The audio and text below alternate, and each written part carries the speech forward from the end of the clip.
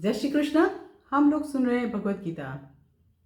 हर दिन श्लोक सुनते हैं और उसका श्लोक पठन के साथ अर्थ पठन करते हैं। अर्थ पठन जो करते हैं वो हिंदी, इंग्लिश और गुजराती में कर रहे हैं। आइए सुनते हैं। ओम श्री गणेशाय नमः। ओम सरस्वत्यै नमः। ओम सद्गुरुदेवेभ्यो नमः। ओम सर्वेभ्यो देवेभ्यो नमः। श्री कृष्ण शरणम मम। यहाँ पर हम लोग सुन रहे अध्याय 17, श्रद्धा के विभाग। आज सुनेंगे श्लोक नंबर 26 एंड 27 टुगेदर। ओके, आइए सुनते हैं। सद्भावे साधुभावे च सदित्ये तत्प्रयुज्यते प्रशस्ते कर्मणि तथा सच्छब्दः पार्थयुज्यते यज्ञे तपसि दाने च स्थितिः सदिच्योच्यते कर्म चैव तदर्थीयं सदित्येवाभिधीयते सदित्य एव अभिधीयते। यहाँ पे बात हो रही है कि श्रद्धा का जो विभाग है उसमें बताया गया है कि सत, इस प्रकार यह परमात्मा का नाम सत्य भाव में और श्रेष्ठ भाव में प्रयोग किया जाता है। सत तथा हे पार्थ, ये सब कुछ कौन बता रहा है? श्री कृष्ण भगवान। किसको बता रहा है? पार्थ यानी अर्जुन को।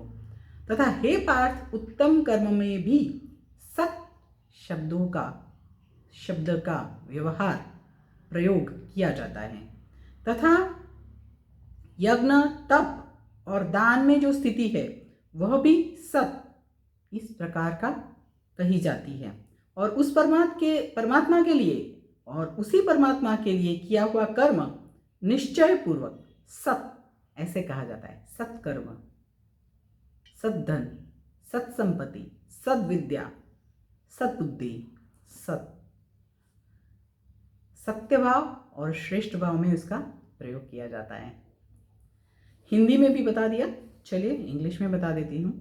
द नेम ऑफ गॉड सत is used in the sense of reality and goodness, and the word sat is also used in the sense of a praiseworthy, auspicious action. Hey Arjun. And steadfastness in sacrifice, austerity and charity is likewise spoken of as sat, and action for the sake of God is verily termed as sat. પરમ સત્ય એ ભક્તિમય યજ્ઞનું લક્ષ્ય છે અને તેને સત શબ્દથી સૂચિત કરવામાં આવે છે। હે પૃથાપુત્ર, આવા યજ્ઞનું કરતા પણ સત કહેવાય છે અને એ જ પ્રમાણે યજ્ઞ, તપ તથા દાનના બધા કર્મો પણ સત કહેવાય છે, જે પૂર્ણ પુરુષોત્તમ પરમેશ્વરને પ્રસન્ન કરવા માટે કરવામાં આવે છે।